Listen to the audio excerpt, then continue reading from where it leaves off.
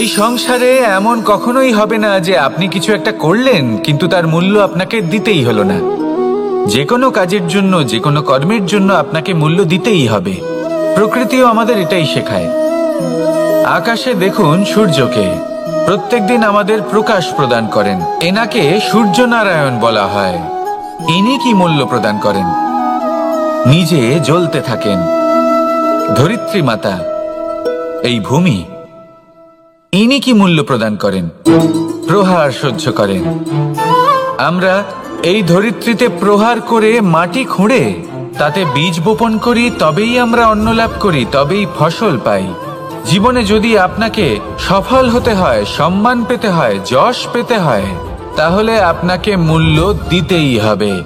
যদি আপনি সাফল্য লাভ করতে চান তাহলে দিন রাত আপনাকে ত্যাগ করতে হবে, যেখানে সমগ্র সংসার সন্তোষ অনুভব করছে আর আপনাকে করতে হচ্ছে পরিশ্রম। যদি আপনি সম্মান প্রাপ্ত করতে চান তাহলে আপনাকে সেই সুখ ত্যাগ করতে হবে যা সবার কাছে রয়েছে। যদি আপনি যশ লাভ করতে চান তাহলে নিজের অন্তরকে মেরে ফেলা আপনাকে শিখতে হবে, তবেই আপনি যশ লাভ করবেন। জীবনে শুধুমাত্র ধন মূল্যবান নয়, কিন্তু এই যে মূল্যের কথা আমি বলছি সেটা যদি আপনি দিতে পারেন তাহলে নিশ্চিত রূপে এটা আপনাকে আরো মূল্যবান করে তুলবে, নিশ্চিত রূপে গড়ে তুলবে। তাহলে এটাই করুন আর আমার সাথে ভালোবেসে বলুন, রাধা রাধা। মানুষের শরীর থেকে যা কিছু নির্গত হয় সবই পচনশীল, তা থেকে দুর্গন্ধ বেরোয়, একটা ঘৃণাবোধ জন্ম নেয়। আমাদের রক্ত হোক, অবশিষ্ট হোক, ঘাম হোক, নিঃশ্বাস হোক, আবার এমনকি যখন আমরা মনুষ্য শরীর ত্যাগ করি তারপরেও এই শরীরেও পচন ধরে, তার থেকে দুর্গন্ধ বেরোয়। কিন্তু বিষয়টা হলো এটা আমাদের হাতেই নেই। তাহলে আমাদের হাতে কি রয়েছে? আমাদের কর্ম, আমাদের উদ্দেশ্য আর আমাদের বাণী। যদি এইগুলো শুভ রাখেন তাহলে শুধু নিজে সুগন্ধিত থাকবেন না, এই সমগ্র সংসারকে সুগন্ধিত করে তুলবেন। কথায় আছে যে বাণীর থেকে অধিক মূল্যবান আর কিছুই নেই। সেই জন্য যে কোনো কথা বলার আগে নিজের শব্দকে নিজের মনের তুলাদণ্ডে মেপে দেখুন, তারপরে তার প্রয়োগ করুন। কখনো কখনো এমনও হতে পারে যে আপনার কথা কারোর জীবনে আশীর্বাদ হয়ে দাঁড়ালো, যার দ্বারা হয়তো সে শক্তি এবং প্রসন্নতা লাভ করলো। আবার এমনও হতে পারে যে আপনার কথা হয়তো কারোর মনে এমন আঘাত দিল, সে সেই আঘাত কোনোদিনও ভুলতে পারল না। আসুন আমার সাথে ভালোবেসে বলুন, রাধা রাধা। যদি আমি স্থির করি, যদি নিশ্চিত করি একটা মূর্তি গড়ে তুলব, আর কিছুক্ষণ সেই কাজটা করে আবার কিছুক্ষণ পরে বন্ধ করে দিই, আবার কিছুক্ষণের জন্য কাজটা করে আবার সেই কাজ বন্ধ করে দিই, আবার কিছুক্ষণের জন্য কাজটা করে বলি ক্লান্ত লাগছে, কিছুক্ষণের জন্য বিশ্রাম নিয়ে নিই, যদি এইভাবে আমি কাজটা করি তাহলে কি এই কাজ উচিত সময় এবং উচিতভাবে সম্পন্ন হবে? কখনোই নয়। শুধু তাই নয়, যে কোনো কাজ যদি পূর্ণ করতে হয়, উচিতভাবে করতে হয়, উচিত সময়ের মধ্যে করতে হয়, তাহলে প্রয়োজন সততার এবং অখণ্ড প্রচেষ্টার। সততা ছাড়া আপনি যে কাজই করুন না কেন, উচিত সময় তা সম্পূর্ণ হবে না, আর মনোবাঞ্ছিত ফল আপনি কখনোই পাবেন না। তাই যে কাজই আরম্ভ করুন না কেন সততার সাথে এবং অখণ্ড প্রচেষ্টার সাথে করুন, তখনই কর্ম এবং তখনই এই জীবন সফল হবে এবং এই মন প্রসন্ন হয়ে বলবে, রাধা রাধা। কেউ আমাকে মাখন চোর বলেন, কেউ বা আমাকে মুরলী মনোহর বলেন, কেউ আমাকে যুদ্ধ বিমুখ বলেন, কেউ বা আমাকে সুদর্শনধারী বলেন, কিন্তু আমি আসলে কে? আসুন, আজ আমি আপনাকে আমার আসল পরিচয় জানাবো। বাড়িতে সুস্বাদু মাখন থাকা সত্ত্বেও গোপীদের কাছে সুমধুর ভালোবাসাপূর্ণ বকুনি খাওয়া যে ভালোবাসে, সেই হলো কৃষ্ণ। আঙুলে সুদর্শন চক্র থাকা সত্ত্বেও যে রথের লাগাম ধরে থাকবে সেই সিদ্ধান্ত নিয়েছে, সেই হলো কৃষ্ণ। দ্বারকার মতো অনন্য রাজমহল থাকা সত্ত্বেও সুদামার মতো সখা যার অত্যন্ত প্রিয়, সেই হলো কৃষ্ণ। যদি আপনার মনে প্রেম থাকে আপনি প্রেম বিতরণ করেন, সবাইকে ভালোবাসেন এবং ভালোবাসা রক্ষার খাতিরে শস্ত্র হাতে নিতেও আপনি সক্ষম থাকেন, তাহলে আপনি হলেন কৃষ্ণ। আসুন আমার সাথে ভালোবেসে বলুন, রাধা রাধা। ব্যায়াম, এই শব্দ আমরা সকলে শুনেছি, আর এটা সারা জীবন আমাদের সাথেই থাকে কোনো না কোনো রূপে। যখন আমরা জন্মগ্রহণ করি, চলতে শিখি, প্রথমে আমরা হামাগুড়ি দিয়ে চলি, পরে চলতে চেষ্টা করি কিন্তু পড়ে যাই। তখন আমাদের বাড়ির গুরুজনেরা আমাদের আটকান না, ওনারা মনে করেন এইভাবেই আমাদের সন্তান চলতে শিখবে, এইভাবেই তার পা আরো মজবুত হবে, যা অত্যন্ত গুরুত্বপূর্ণ। এইবার জীবনকালে যতই আমরা এগোতে থাকি, এই ব্যায়াম বিভিন্ন রূপে আমাদের সাথেই থাকে। কিন্তু আপনি কি জানেন যে এই ব্যায়ামের তাৎপর্য আসলে কি? আপনি কি জানেন এই ব্যায়ামের মর্ম আসলে কি? যখনই আমরা এই ব্যায়াম করি, আমাদের শরীরের মাংসপেশি ক্ষয় হয়। প্রথমে তা ক্ষয় হয়, তারপর আবার তা নির্মিত হয়। আরো শ্রেষ্ঠ, আরো শক্তিশালী মাংসপেশি আমরা লাভ করি। অর্থাৎ এই ব্যায়াম হলো সৃজনের বিজ্ঞান। এই ব্যায়াম আমাদের জন্য অত্যন্ত আবশ্যক। সেই জন্য জীবনে যখনই কোনো কিছু নষ্ট হয়ে যায়, চলে যায়, তখন হতাশ হয়ে পড়বেন না, তাকে পুনর্নির্মাণ করার চেষ্টা করবেন। আর এই শিক্ষা আমরা লাভ করি পাখিদের থেকে। যখনই বর্ষা হয়, ঝড় আসে, যখন পাখির বাসা ভেঙে চুরমার হয়ে যায়, তারা হার মেনে নেয় না। সে আবার অল্প অল্প করে সব খুঁজে একত্রিত করে আবার নিজের বাসা বানিয়ে তোলে, পুনরায় এক জীবনকে জন্ম দেয়, এক নতুন পরিবারকে জন্ম দেয়। তাই মনে রাখবেন, জীবনে এইভাবেই যদি আপনি নির্মাণ করতে চান, সৃজন করতে চান, তাহলে সেই নির্মাণের জন্য ভাঙনের অভিজ্ঞতা থাকা অত্যন্ত আবশ্যক। ভগ্ন বস্তুকেও সম্মান করা অত্যন্ত আবশ্যক। এই আচরণ মনে নিয়ে আসুন, মন প্রসন্ন হয়ে বলবে, রাধা রাধা। যখন আমরা কোনো বনে প্রবেশ করি, তখন এই সবুজ ঘাস দেখে, এই কোমল ঘাস দেখে আমাদের মন প্রফুল্ল হয়ে ওঠে। ভিন্ন ভিন্ন প্রজাতির ফুল, ভিন্ন ভিন্ন রঙের ফুল দেখে এই মন আনন্দে ভরে ওঠে। এখানে শিশুরা আনন্দ লাভ করে, বড়রা ভোজন গ্রহণ করেন, কথাবার্তা বলেন, হাঁটাহাঁটি করে বেড়ান। এবার ভেবে দেখুন, যখন এই উপবনের নির্মাণ হয়েছিল, সেই সময় যদি এই মাটিকে সঠিকভাবে খনন না করা হতো, যদি তাতে সঠিকভাবে বীজ রোপণ না করা হতো, যদি কোনো সংঘর্ষ না হতো, পরিশ্রম না করা হতো, যদি চলতে চলতে পায়ে কাঁটা না বিঁধে যেত, তাহলে এই সুন্দর বন দেখে আমরা কি এই আনন্দ লাভ করতে পারতাম? কখনোই নয়। ধরুন কোনো নদীর তটে সুন্দর একটি বন আছে, সেই বনের আনন্দ লাভ করতে গেলে আপনাকে সেই নদী পার করতেই হবে। যদি সুখের নদীর কাছে পৌঁছতে চান, তাহলে তটে যে কাঁটা রয়েছে সেগুলোর সাথে সংঘর্ষ করতেই হবে। এই সংসারে যদি আপনি সুখ লাভ করতে চান, তাহলে সুখ লাভের এই যাত্রা শুরু করতে হবে সংঘর্ষ দ্বারা। তাহলে সংঘর্ষকে স্বাগত জানান, এর পেছনেই সুখ রয়েছে যা আপনার জন্য অপেক্ষা করছে। এবার হাসুন আর আমার সাথে ভালোবেসে বলুন, রাধা রাধা। এই সংসারের সব থেকে কঠোর ধাতুর মধ্যে একটি হলো লোহা। লোহা দিয়ে আমরা অনেক অস্ত্র শস্ত্র লাভ করি, অনেক বস্তুও লাভ করি। এবার এই লোহাকে কাটার জন্য, একে কোনো আকার দেওয়ার জন্য কি প্রয়োগ করতে হয়? লোহা। এবার এই কথাটা আমরা সকলেই জানি যে লোহার দ্বারাই লোহাকে কাটতে হয়। এবার এই কথা আমি আপনাকে কেন বলছি? এরপরে খুব বড় একটা প্রশ্ন আসে, যা খুব বড় শিক্ষা দিয়ে যায়। এটা কেন হয় যে আমরা একটা লোহা দিয়ে একটা লোহাতে আঘাত করছি, কিন্তু যে লোহা দ্বারা আঘাত করছি তার আকার বদলাচ্ছে না, যার উপর প্রহার করছি তার আকার বদলাচ্ছে?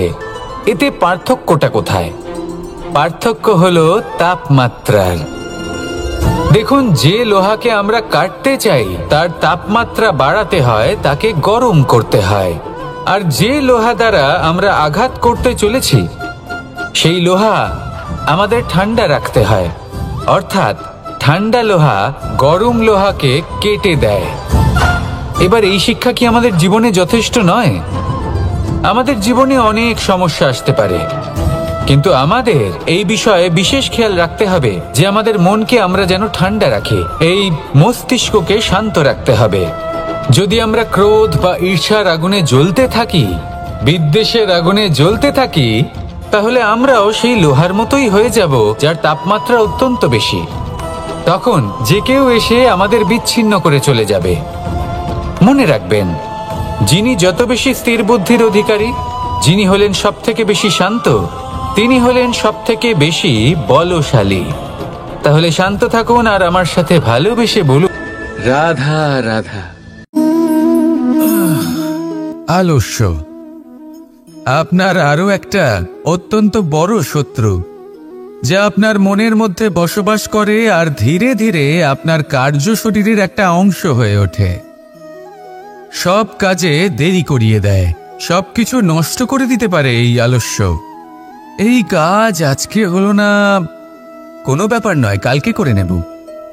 প্রকৃতি আমাদের এটা শেখায় না। ভেবে দেখুন, যদি সূর্য এটা ভাবে যে কাল উদিত হব না, কিছুদিন পরে উদয় হব, তাহলে কি হবে?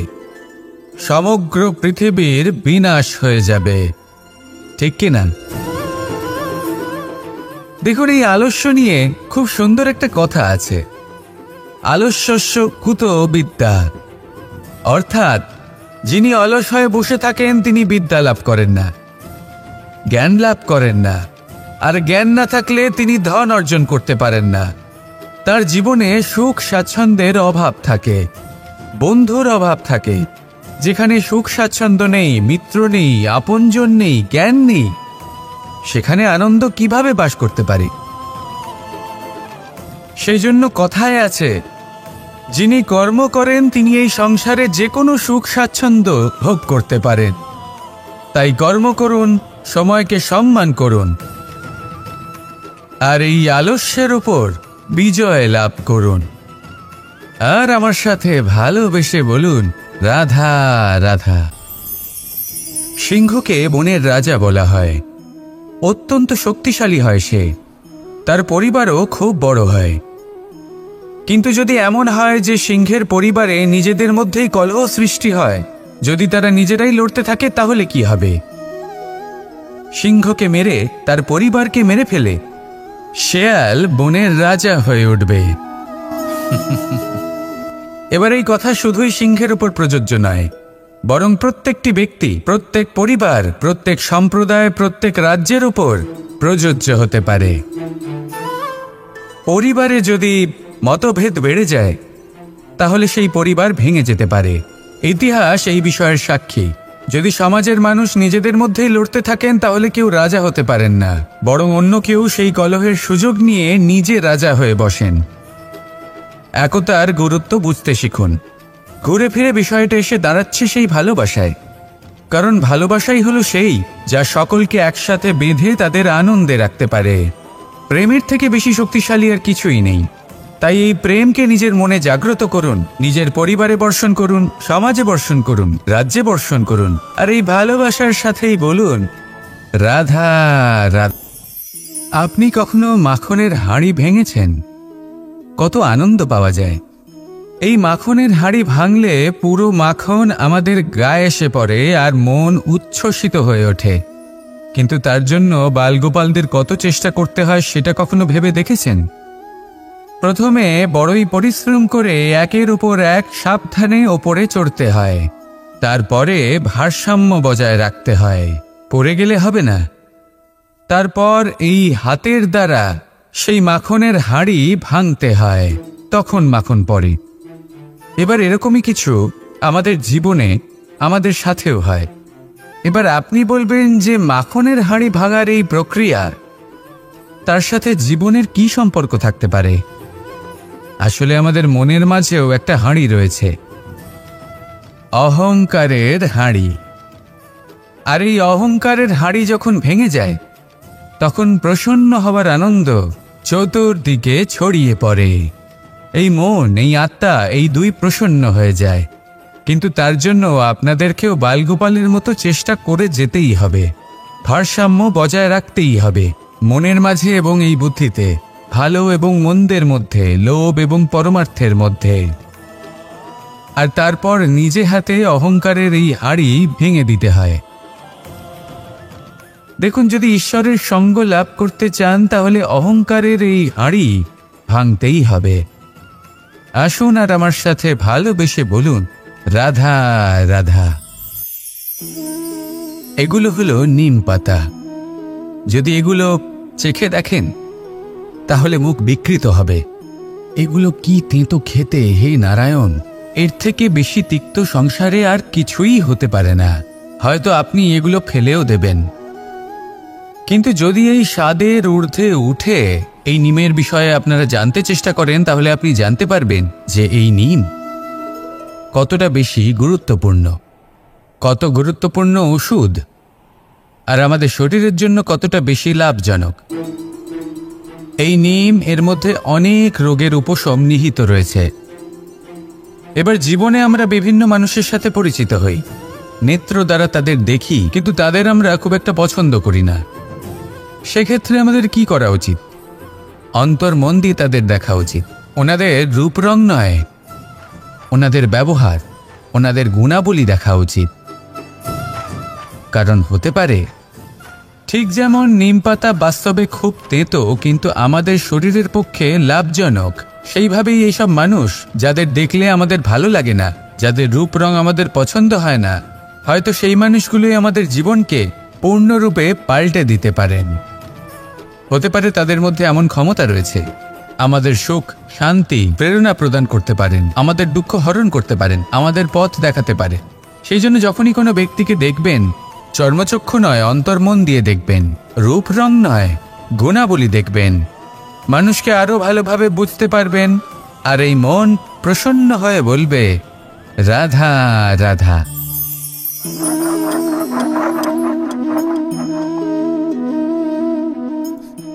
কোনো ব্যক্তিকে নিশ্চয়ই দেখেছেন যিনি নিজে কাঠ কাটার এই কাজে নিপুণ এবং অভিজ্ঞ। এবার আপনারা দেখবেন যে তার মনোযোগ সমস্ত কাঠের ওপর থাকে না, তার মনোযোগ থাকে শুধুমাত্র একটা কাঠের ছোট্ট একটি অংশের ওপর, যেখান থেকে তার টুকরো করা হচ্ছে। কিন্তু সেটা উনি কেন করেন? যদি এটা উনি না করেন তাহলে সেই কাঠ সঠিক পদ্ধতি এবং তাড়াতাড়ি কাটা যাবে না। জীবনেও তাই হয়ে থাকে।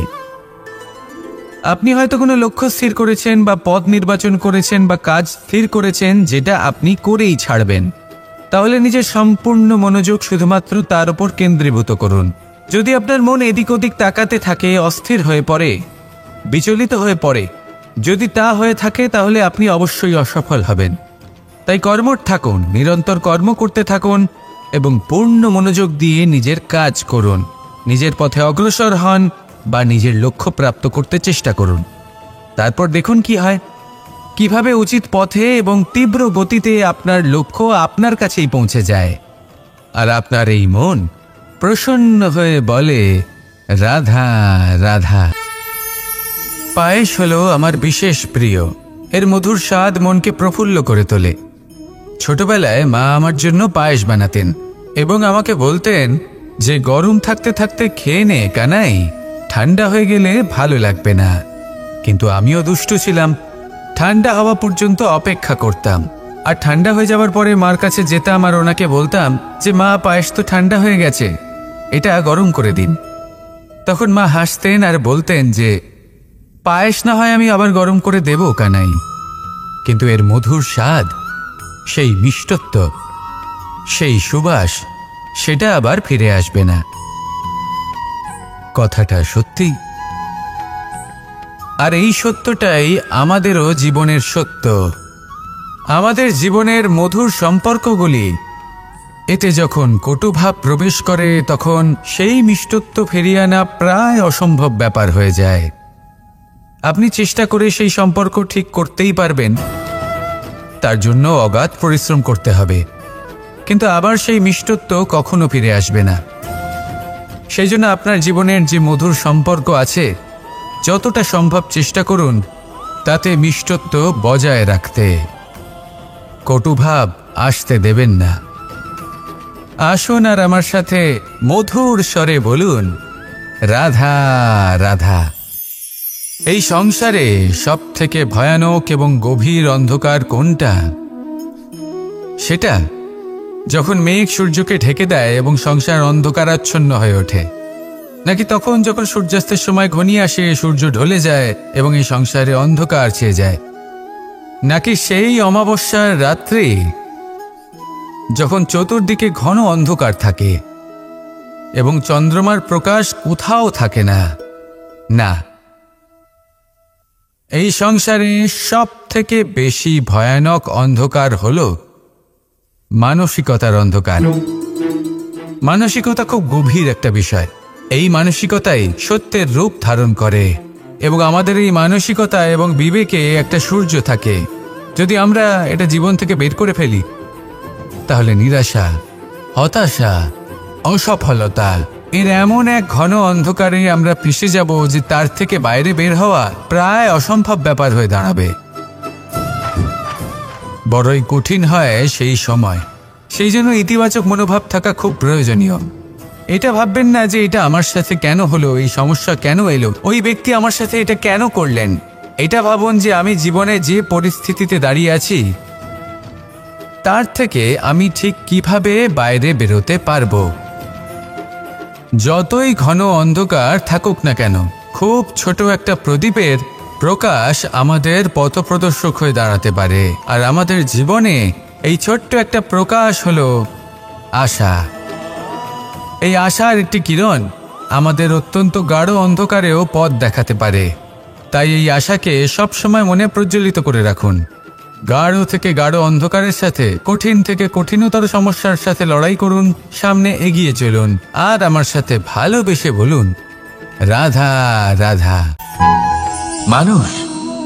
মানুষ যখন জন্ম নেয় তখন তার সাথে তার জিহ্বাও জন্ম নেয়।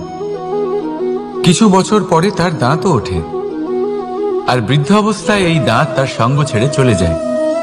কিন্তু জিহ্বা তখনও সঙ্গ দেয়, কারণ দাঁত কঠোর হয় কিন্তু জিহ্বা কোমল হয়। ঠিক সেরকমই আপনি আপনার অস্তিত্ব বেশি সময় অবধি অক্ষুণ্ণ রাখতে চাইলে আপনাকে জিহ্বার মতো কোমল আর নমনীয় হতে হবে, যাতে যেমনই পরিস্থিতি আপনার সম্মুখে আসুক, চড়াই আসুক বা উতরাই, দুঃখ আসুক অথবা সুখ, ক্ষতি হোক বা লাভই হোক, আপনার অস্তিত্ব যেন না ক্ষুণ্ণ হয়। কঠোর হওয়ার ফলে আপনার ভেঙে পড়ার সম্ভাবনা অনেক বেড়ে যায়। সমস্যা যেমনই হোক, দুঃখ আসুক অথবা সুখ, কোমলতার সাথে, সাহসের সাথে তার সম্মুখীন হন। রাধা রাধা। মন্থন। আমরা সবাই এটাই জানি যে অমৃত পাওয়ার জন্য সমুদ্র মন্থন করা হয়েছিল, কিন্তু এর পিছনে যে মহান উদ্দেশ্য ছিল তা বেশিরভাগ লোকই বোঝে না। আজ সেই মহান উদ্দেশ্য আমি আপনাদের বুঝিয়ে বলছি। আমাদের জীবনে এই অমৃত লাভ করার জন্য পথপ্রদর্শক হয় মন্থন। তারপরে আমরা করি প্রতিজ্ঞা, তারপর নিই প্রস্তুতি, যেটা দেবতারা আর অসুরেরা একসাথে করেছিলেন। তারপর আমরা করি চেষ্টা। বাসুকীর মুখ থেকে বিশ্বশ্বাস নির্গত হওয়া এটা প্রারম্ভিক বাধা হয়ে দাঁড়িয়েছিল, তবুও আমাদের লক্ষ্য দৃঢ় ছিল। যদিও সমুদ্র মন্থন থেকে হলাহল উঠে এলো, আমরা ভয় পাইনি, আমরা সেটার মোকাবিলা করলাম। ঠিক সেই পথেই যখন আমরা অনেক অমূল্য রত্ন পেলাম, নক্ষত্র পেলাম, সেটার প্রতি আকর্ষিত না হয়ে অমৃত লাভ করার পরেই আমরা শান্ত হলাম। এইভাবে যদি আপনি নিজের জীবনে প্রতিজ্ঞা, প্রস্তুতি, চেষ্টা, দৃঢ় নিশ্চয়, অটল থাকা আর আকর্ষণ থেকে বিরত থাকেন, যদি এইসব গুণ আপনার ভেতরে একত্রিত করে নেন, তাহলে আপনিও আপনার জীবনের অমৃত অবশ্যই লাভ করবেন। রাধা রাধা। মানুষের কোন বিষয়ে অহংকার থাকে? সময়, ক্ষমতা, শরীর আর সম্পত্তি। আর এই চারটেই সর্বদা সঙ্গে থাকে না। কি বিচিত্র ব্যাপার! আপনি নিজেই দেখুন, সময় আজ ভালো হলেও কাল অবশ্যই খারাপ হতে পারে। ক্ষমতা আজ আপনার থাকলেও কাল তা নাও থাকতে পারে। এই শরীরটা তো নশ্বরই বটে। যত আপনি বার্ধক্যের দিকে অগ্রসর হবেন, দুর্বল হতে থাকবেন, সৌন্দর্য ক্ষীণ হতে থাকবে, আর সম্পত্তি আজ আপনার, কাল অন্য কারোর হয়ে যাবে। আর এই সমস্ত নশ্বর জিনিসে মন কেন্দ্রীভূত করতে করতে ব্যক্তি ভুলে যান সেই বিষয়গুলি যা সর্বদা আপনার সাথে থাকবে, আপনার ঢাল হবে, আপনার সম্বল হয়ে থাকবে। আর তা হল আপনার স্বভাব, বুদ্ধি, সৎসঙ্গ আর খাঁটি সম্পর্ক। নিজের স্বভাব শীতল রাখুন, কর্মে বুদ্ধির পরিচয় দিন, সর্বদা ভালো মানুষের সাথে সময় কাটান, আর খাঁটি সম্পর্ক সর্বদা পালন করুন। জীবনে সর্বদা সুখী হবেন। রাধা রাধা। কথায় আছে যে ভাগ্যের খেলা অত্যন্ত বিকট হয়। দেবতারাও বুঝতে পারেন না যে এই খেলা কি। আমরা তো শুধু সাধারণ মানুষ। ঠিক আছে, সিদ্ধান্তের কথা বলি। সিদ্ধান্ত নেওয়া তো আপনারই হাতে আছে। কেন? দেখুন, ভাগ্য আপনার সিদ্ধান্ত পাল্টাতে পারে না, কিন্তু আপনার সিদ্ধান্ত, এটা আপনার ভাগ্য অবশ্যই পাল্টাতে পারে। তাই ভাগ্যের উপরে নির্ভরশীল থাকবেন না। মনোসংযোগ করুন আজকের সিদ্ধান্তের ওপর। শান্ত মনে বিচার করুন, তারপর সিদ্ধান্ত নিন, কারণ এই সিদ্ধান্ত এটা বড়ই গুরুত্বপূর্ণ। আপনার আজকের সিদ্ধান্ত আপনার ভবিষ্যতের কাঠামো। আপনার আজকের এই সিদ্ধান্ত ভবিষ্যতে সৌভাগ্য হতে পারে, আবার দুর্ভাগ্য হয়ে দাঁড়াতে পারে। সিদ্ধান্ত আপনার। রাধা রাধা। আমরা সবাই মন্দিরে যাই, ঈশ্বরের সামনে হাত জড়ো করে বসি আর নিজের ইচ্ছে প্রকাশ করি। কখনো ভেবেছেন ঈশ্বরের কেমন লাগতে পারে যে আমার ভক্তরা আমার কাছে আসে শুধুমাত্র নিজের ইচ্ছে পূরণের জন্য, আমার সাথে দেখা করতে নয়? অসংখ্য লোক মন্দিরে যান নিজের ইচ্ছে ঈশ্বরকে জানানোর জন্য। যদি তাদের ইচ্ছে পূরণ না হয়, তারা হতাশ হয়ে পড়েন। এবার থেকে যখনই আপনি মন্দিরে যাবেন, ঈশ্বরের সামনে বসবেন, হাত জড়ো করবেন আর বলবেন, ধন্যবাদ, ধন্যবাদ ঈশ্বর যে আপনি আমাকে যা দিয়েছেন তাতেই আমি খুশি। শুধু আমাকে পথ দেখাবেন যে কিভাবে আমি নিজের কর্মের দ্বারা, শুধু আমার কর্মের দ্বারা সেই সব পেতে পারি যা আমি চাই। ঈশ্বরের থেকে শুধু চাইতে গেলে তাহলে ঈশ্বরের কাছে নিজেকে অনেক ছোট মনে হবে। কিন্তু যদি নিজের কর্ম করে তারপর ঈশ্বরকে ধন্যবাদ জানান, তাহলে সঠিক রূপে আপনি ঈশ্বর লাভ করবেন। রাধা রাধা। আশ্চর্য ব্যাপার, তাই না? আমাদের সবসময় আমাদের নাম ধরে ডাকা হয়, নাম দিয়েই আমাদের পরিচয়। এই নামই আমাদের ইতিহাসে স্থান বানাতে আমাদের সাহায্য করে। সুনাম অর্জন করতে মানুষ কি না করে থাকে, নামে যাতে কলঙ্ক না লাগে তার জন্য মানুষ কি না করে থাকে। জীবনে আপনি যা পেয়েছেন, অর্থ, সম্পত্তি, সুখ, এই সব কিছুই নামের কাছে মূল্যহীন। নাম সর্বদা উচ্চ স্থানে থাকে। এই নামকরণের অনুষ্ঠান আমাদের কাছে অত্যন্ত গুরুত্বপূর্ণ। এবারে আপনার কি মনে হয় আমি কোন নামের কথা বলছি? সেই নাম যা আমরা জন্ম থেকে পেয়েছি? না, আমি সেই নামের কথা বলছি যা আমরা নিজের কর্ম দ্বারা অর্জন করেছি। যা জন্মের সময় পেয়েছি তা মৃত্যুর সাথে চলে যাবে, কিন্তু যে নাম কর্মের দ্বারা অর্জন করেছি সেটা আমাদের অমর করবে।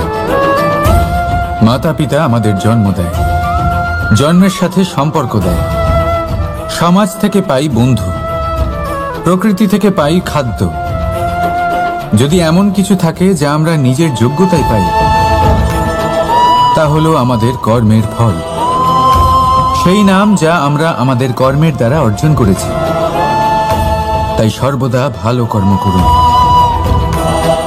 আর আমার সাথে ভালোবেসে বলুন, রাধা রাধা। আপনি কখনো কোনো পর্বতে চড়েছেন?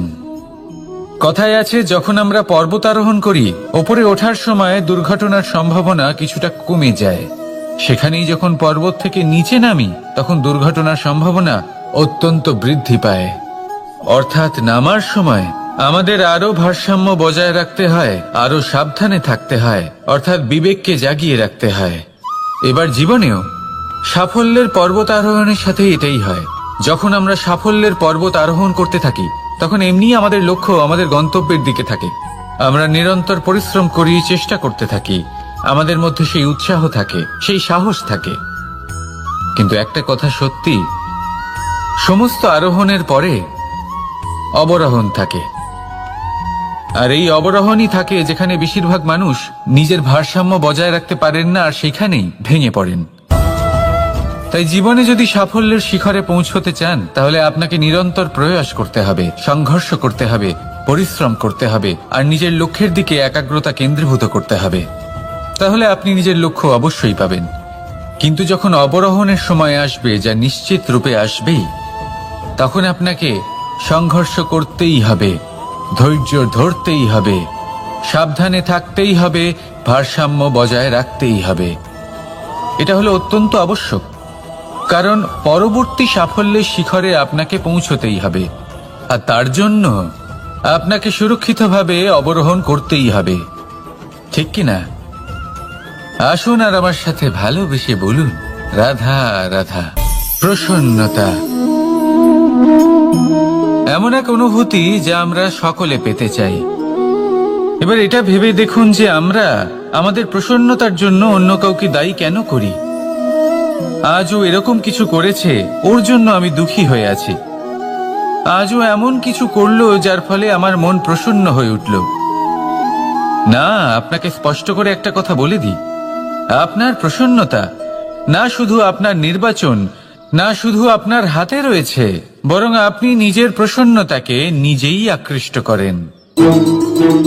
এই ফুলগুলিকে দেখুন, এই ফুল এর সুগন্ধ ছড়ায়, আর এই ফুল নিজের দিকে কীট পতঙ্গদের আকৃষ্ট করে। এবার দেখুন, কীট পতঙ্গ কাদের আকৃষ্ট করে? গিরগিটি বা ব্যাঙ, এরকম কিছু প্রাণীদের। এবার এই যে ফুল, কীট পতঙ্গের জন্য এই যে ফুল, তার বিকাশ হয়, এ আরো প্রস্ফুটিত হয়, ওর বংশ আরো বৃদ্ধি পায়। তাই এর তাৎপর্য হলো সহজ, ফুল উচিত ব্যক্তিকে নিজের দিকে আকৃষ্ট করে। এবার কীট পতঙ্গের কথা বললে তারা কাদের আকৃষ্ট করে? তাদেরই, যারা তাদেরই শিকার করবে, খাদ্যরূপে গ্রহণ করবে। এবার কাকে আপনি নিজের দিকে আকৃষ্ট করতে চান, তার নির্বাচন আপনারই। আপনি কি প্রসন্নতাকে নিজের দিকে আকৃষ্ট করতে চান, নাকি অপ্রসন্নতাকে করতে চান, তার নির্বাচন আপনারই। আপনি জীবনে যা কিছু পাবেন, সুখ দুঃখ, আশা নিরাশা, প্রসন্নতা অপ্রসন্নতা, সবই হলো আপনারই নির্বাচনের পরিণাম। তাহলে সঠিক নির্বাচন করুন, আর আমার সাথে ভালোবেসে বলুন, রাধা রাধা। ঘূর্ণিঝড়, যখন এই ঘূর্ণিঝড় আসে, তখন প্রচন্ড বেগে হাওয়া বয়ে চলে। সেই সময় এমন কিছু বৃক্ষ আছে যা কঠিন হয়ে দৃঢ় হয়ে দাঁড়িয়ে থাকে। সেই গাছ যা 10 বছর ধরে বা সহস্র বছর ধরে দাঁড়িয়ে থাকে, তাদেরকে আপনি খুব সহজে নাড়াতে পারবেন না। কিন্তু ঘূর্ণিঝড়, এর প্রভাব এতটাই তীব্র হয়, এর হাওয়াতে এতটাই প্রবল শক্তি থাকে যে এই বৃক্ষগুলিকে উচ্ছেদ করে, সেই বৃক্ষ নষ্ট হয়ে যায়। এবার এমন কিছু বৃক্ষ থাকে যাদের কাণ্ড নমনীয় হয়, খুবই নরম হয়। সেই জন্য যখন জোরে বাতাস বয়, কোনো ঘূর্ণিঝড় আসে, তখন এই বৃক্ষগুলি ঝুঁকে যায়। আর যখন এই ঘূর্ণিঝড় চলে যায়, শান্ত হয়ে যায়, তখন ওরা আবার দাঁড়িয়ে পড়ে। এবার এটাকে আপনি কি বলবেন, কি বুঝবেন আপনি? সুযোগ সন্ধানী? না, বরং এটাই হলো প্রকৃত আদর্শ। যখন আপনার সামনে এমন কেউ থাকেন যিনি আপনার থেকে অনেক শক্তিশালী, তখন তাকে সম্মান করা আপনাকে শিখতেই হবে।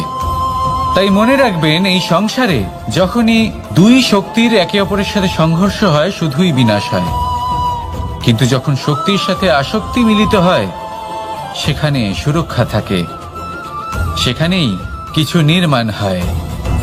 তাই আসুন আর আমার সাথে ভালোবেসে বলুন, রাধা রাধা। ভয়, আমরা ভয়ের বিষয়ে অনেক কথা বলি, ভয়ের থেকে সবসময় দূরে পালাই। কখনো ভেবে দেখেছেন আমরা এই ভয়ের সদ্ব্যবহারও কি করতে পারি না? নিশ্চিত রূপে করতেই পারি। এমন কোনো অক্ষর নেই যার দ্বারা কোনো মন্ত্র হয় না। তাই নিশ্চিত রূপে এই ভয়েরও সদ্ব্যবহার আমরা করতেই পারি। নির্ভর করছে আপনার দৃষ্টিভঙ্গির ওপর, আপনার প্রতিক্রিয়ার ওপর। ভয় যখন সামনে আসে দুটো পথ থাকে। প্রথমটা হলো ভয়ভীত হয়ে চুপচাপ পালিয়ে যাওয়া, আর দ্বিতীয় পথ সেই ভয়ের সম্মুখীন হওয়া। সেই ভয়ে ডুবে গিয়ে দেখুন এমন কি আছে যা আপনাকে পিছনে টেনে রাখছে। নিজের সাহসকে জাগিয়ে তুলুন, নিজেকে আরো শক্তিশালী বানিয়ে তুলুন, নিজেকে আরো শ্রেষ্ঠ বানিয়ে তুলুন, আর আপনার সামনে যা আছে সব প্রাপ্ত করে নিন। সেই ভয়, আপনি তার থেকে পালিয়ে যেতে চান নাকি তার সম্মুখীন হয়ে নিজেকে আরো শ্রেষ্ঠ বানাতে চান? সেই চয়ন আপনারই, প্রতিক্রিয়া আপনারই, দৃষ্টিভঙ্গি আপনারই। আসুন আর আমার সাথে ভালোবেসে বলুন, রাধা রাধা। কখনো কোনো বনে আপনি আগুন লাগতে দেখেছেন? এমন ভয়ানক আগুন লাগতে পারে সমস্ত বন জ্বালিয়ে দিতে পারে। সেখানে যে বনস্পতি পাওয়া যায়, সেখান থেকে যে ঔষধি পাওয়া যায়, সবকিছু নষ্ট হয়ে যায়। যে পশু পাখি পাওয়া যায় বেশিরভাগই নিজের প্রাণ হারিয়ে ফেলে, আর যারা বাকি থাকেন তারা নির্বাসিত হন। কিন্তু কখনো ভেবে দেখেছেন এই বনে আগুন লাগে কি করে? ছোট ছোট শুকনো পাতার কারণে, শুকনো ডালের কারণে, সেগুলো যেগুলো কখনো গাছের অংশ ছিল। সবসময় মনে রাখবেন, গাছ আমরা কুড়ুল দিয়ে কেটে থাকি, কিন্তু গাছ কখনো কুড়ুলের ডগা দিয়ে কাটা যায় না। বরং এই যে হাতলটা আছে, তাতে যে শক্তি লুকিয়ে রয়েছে, এই শক্তির দ্বারা গাছ কাটা হয়। এবার বলুন, এই যে হাতল, এ কি দিয়ে তৈরি হয়? স্বয়ং গাছের দ্বারাই। এর থেকে আপনি কি শিক্ষা পেলেন? যদি কেউ আপনজন হন, যে আপনার কোনো দরকারে লাগছেন, সেই কারণে তাকে নিজের থেকে দূরে করবেন না। যদি তার সাহায্যের প্রয়োজন হয় তাহলে তাকে সাহায্য করুন, যদি তার সঙ্গের প্রয়োজন হয় তাহলে তাকে সঙ্গ দিন। নিঃস্বার্থভাবে আপনজনদের বিকাশের পথে নিয়ে যান। নিজের স্বার্থ অনুসারে আপনজনদের নিজের জীবনে রাখবেন না। আসুন আর আমার সাথে ভালোবেসে বলুন, রাধা রাধা। জীবনে লক্ষ্য লাভ কি করে করতে হয়? কেউ বলবে বন্ধুদের সাহায্যে, কেউ বলবে প্রেমের সাহায্যে, কেউ বলবে নিরন্তর চেষ্টা করলে, কেউ বলবেন পরিশ্রম করলে, কেউ বলবেন ঈশ্বরের আশীর্বাদে, ইত্যাদি ইত্যাদি। আমি আপনাকে বুঝিয়ে বলি, এই যেমন ত্রিলোক আছে, অর্থাৎ 3 লোক আছে, যাকে সঞ্চালন করে ত্রিদেব বা 3 জন দেবতা। সেইভাবে নিজের লক্ষ্যে পৌঁছানোর জন্য 3টি ভাবের প্রয়োজন পড়ে। প্রথম ভাব হলো স্বপ্ন দেখা। আপনি যদি স্বপ্ন দেখতে শুরু না করেন তাহলে সেখানে পৌঁছতেই পারবেন না। তারপর আপনাকে দৃঢ় সংকল্প নিয়ে সেই পথ যেমনই হোক তাতে চলতে হবে। এ হলো দ্বিতীয় ভাব, দৃঢ় সংকল্প। আর তৃতীয় ভাব হলো সেই লক্ষ্যের যাত্রা পূর্ণ করার জন্য প্রতিবদ্ধ হওয়া। তাই যদি আপনি স্বপ্ন দেখতে পারেন, দৃঢ় সংকল্প দ্বারা পথ যতই কঠিন হোক না কেন তাতে চলতে পারেন, আর সেই লক্ষ্য লাভের যাত্রা পূর্ণ করার জন্য প্রতিবদ্ধ হতে পারেন, তাহলে আপনি নিশ্চিত রূপে আপনার লক্ষ্য লাভ করতে পারবেন। তাই আপনি এটাই করুন আর আমার সাথে ভালোবেসে বলুন, রাধা রাধা। মাতা পিতার মনে সবসময় এই বাসনা বাস করে যে ওনাদের সন্তানের যেন মঙ্গল হয়। নিজের সন্তানকে সেই সবকিছু দেবার সবসময় চেষ্টা করতে থাকেন যেগুলো তারা নিজেরা নিজেদের জীবনে কখনো পেতে পারেননি, এবং এই প্রক্রিয়ায় সব থেকে গুরুত্বপূর্ণ বিষয়টি ভুলে যান। নিজের সন্তানকে সেই জিনিস দেওয়া যেটা উনি সব থেকে আগে পেয়েছেন। আমি ধনের কথা বলছি না, আমি বলতে চাইছি নিজের অভিজ্ঞতা দ্বারা ওনারা যে মানসিক স্থিতি লাভ করেছেন, ওনারা যে মর্যাদা লাভ করেছেন, যে শিক্ষা ওনারা লাভ করেছেন, সবার আগে নিজের সন্তানকে সেটা দেওয়া প্রয়োজন। সেটা যদি নিজের সন্তানকে দিতে পারেন, তাহলে এই সন্তান জীবনে তার পথে এগোতেও পারবে, ধন অর্জনও করতে পারবে এবং শক্তিশালী অনুভবও করতে পারবে। সেই জন্য সন্তানকে সবার আগে সেটা দান করুন যেটা সব থেকে বেশি মূল্যবান। সেটা দিন যেটা আপনি সবার আগে লাভ করেছেন। আসুন আমার সাথে ভালোবেসে বলুন, রাধা রাধা।